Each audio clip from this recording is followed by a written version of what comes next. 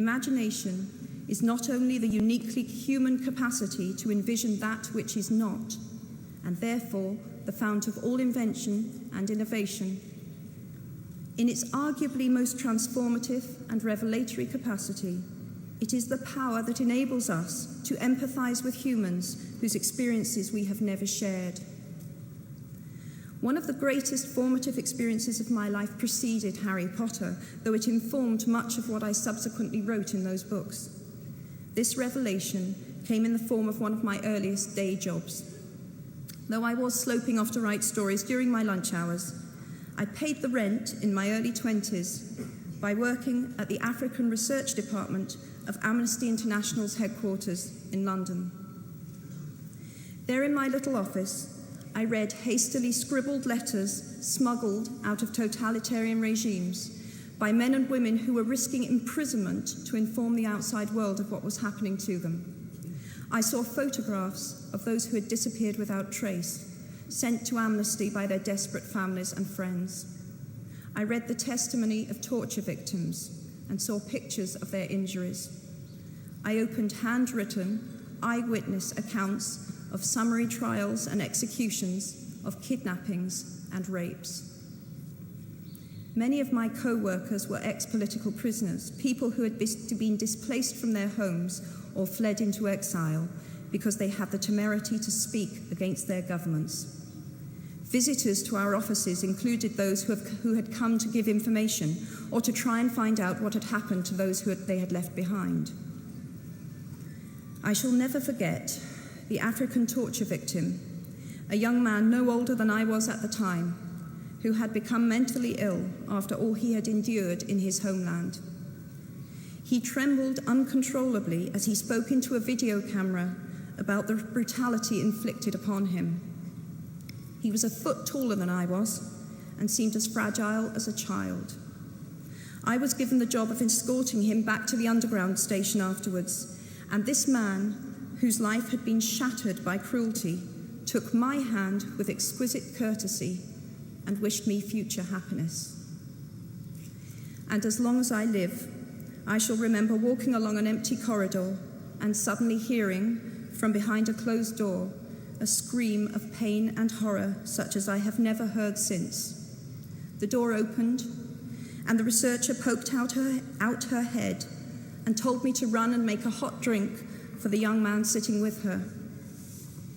She had just had to give him the news that in retaliation for his outspokenness against his country's regime, his mother had been seized and executed. Every day of my working week in my early 20s, I was reminded how incredibly fortunate I was to live in a country with a democratically elected government, where legal representation and a public trial were the rights of everyone. Every day, I saw more evidence about the evils humankind will inflict on their fellow humans to gain or maintain power. I began to have nightmares, literal nightmares, about some of the things I saw, heard, and read. And yet, I also learned more about human goodness at Amnesty International than I had ever known before.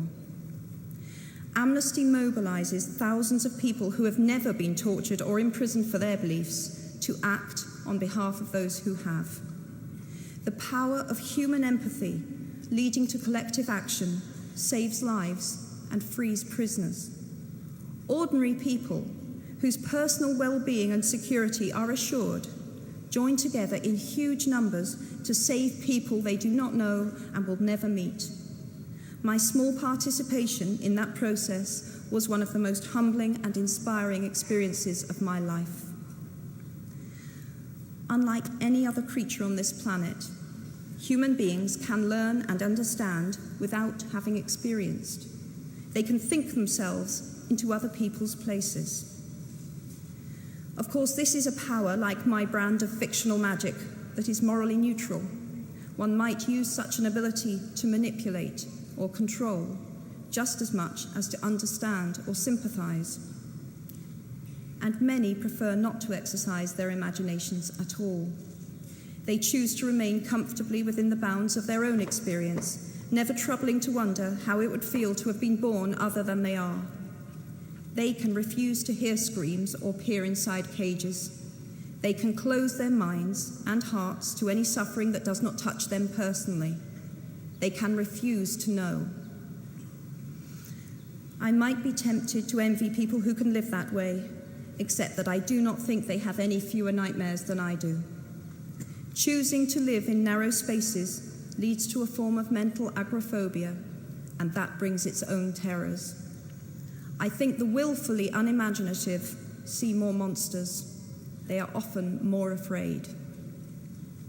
What is more, those who choose not to empathize enable real monsters, for without ever committing an act of outright evil ourselves, we collude with it through our own apathy. One of the many things I learned at the end of that classics corridor down which I ventured at the age of 18 in search of something I could not then define was this, written by the Greek author Plutarch. What we achieve inwardly will change outer reality. That is an astonishing statement, and yet proven 1,000 times every day of our lives. It expresses in part our inescapable connection with the outside world, the fact that we touch other people's lives simply by existing. But how much more